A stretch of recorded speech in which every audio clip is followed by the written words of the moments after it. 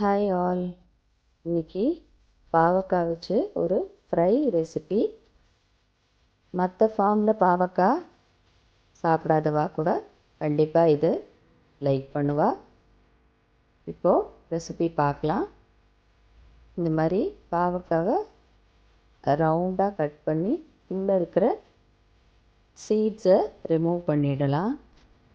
Seeds அதுக்கப்புறம் இருக்கிற அந்த தோலை ரிமூவ் பண்ணி இந்த மாதிரி நறுக்கி எடுத்துக்கலாம். நான் ஒரு 1/4 கிலோ பாவக்காய் யூஸ் பண்ணியிருக்கேன் இந்த ரெசிபிக்கு. இந்த மாதிரி ஃபுல்லாக எல்லா பாவக்காயுமே இந்த மாதிரி நறுக்கி ரெடி பண்ணி வச்சுக்கலாம். இப்போது ஒரு பவுலில் பாவக்காவெல்லாம் போட்டிருக்கேன். ஒரு 1/2 டீஸ்பூன் மஞ்சள் சேர்த்துக்கிறேன். இந்த ரெசிபிக்கு கொஞ்சமாக பெருங்காயம், அதுக்கப்புறம் 2 டேபிள் ஸ்பூன் கடலை மாவு சேர்த்துக்கிறேன். நீங்கள் உங்களோட பாவக்காய் நீங்கள் எடுத்துக்கிற குவான்டிட்டிக்கு ஏற்ற மாதிரி இதை ஊற்றி குறைச்சி பண்ணிக்கோங்க. அதுக்கப்புறம் 1 டேபிள் ஸ்பூன் அரிசி மாவு அதுவும் சேர்த்துக்கலாம். அப்போ தான் ஒரு கிறிஸ்ப்னஸ்க்கு இருக்கும். அப்புறம் மிளகாப்பொடி பாவா காரத்துக்கு ஏற்ற மாதிரி மிளகாப்பொடி சேர்த்துக்கோங்க. நான் ஒரு 1/2 டீஸ்பூன் சேர்த்துருக்கேன். அப்புறம் இந்த ஃப்ரைக்கு தேவையான அளவு உப்பு அதையும் சேர்த்துக்கலாம். இதெல்லாம் சேர்த்துட்டு இந்த ட்ரையாக இருக்கிற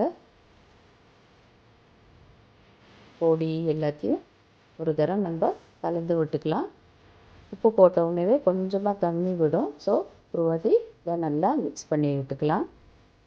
இதுக்கப்புறமா ஒரு அரை மூடி எலுமிச்சம்பழம் ஒரு ஜூஸு சேர்த்துக்கிறேன். இதில் ஒரு 1 இல்லைன்னா 2 டேபிள் ஸ்பூன் முதல்ல இதுக்கு தண்ணி சேர்த்து அதுக்கப்புறம் இதை கலந்து விடலாம். தேவைப்பட்டதுன்னா தண்ணி அதுக்கப்புறம் சேர்த்தா போதும். ஏன்னா ஏற்கனவே எலுமிச்சம்பழம் ஜூஸ் வேறு விட்டுருக்கோம். உப்பு போட்டுறது தண்ணி விட்டு வரும். இந்த தண்ணி விட்டு பார்த்துட்டு இந்த மசாலாவுக்கு தேவையான அளவு தண்ணி விட்டு இதை நல்லா கலந்து இந்த மாதிரி எல்லா மசாலாவும் எல்லா பக்கமும் ஸ்ப்ரெட் ஆகிற மாதிரி கலந்து இது ஒரு 20 மினிட்ஸ்லேருந்து ஒரு 1/2 hour வச்சுடலாம் ரெஸ்டிங்க்கு.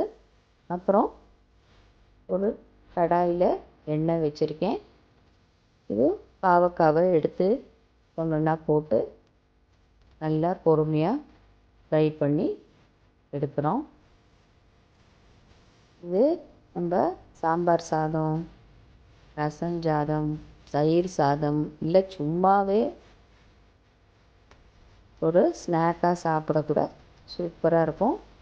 பாவக்காய் வேண்டான்னு சொல்கிறவா கூட கண்டிப்பாக இந்த மாதிரி பண்ணி கொடுத்தா சாப்பிடுவா. இந்த ரெசிபியை கண்டிப்பாக ட்ரை பண்ணி பாருங்கோ. எப்படி வந்தது அப்படின்னு கமெண்ட் பண்ணுங்கோ. இந்த ரெசிபி பிடிச்சிருந்ததுன்னா இந்த வீடியோவை லைக் பண்ணி ஷேர் பண்ணி சேனல் சப்ஸ்கிரைப் பண்ணுங்கோ. தேங்க்யூ.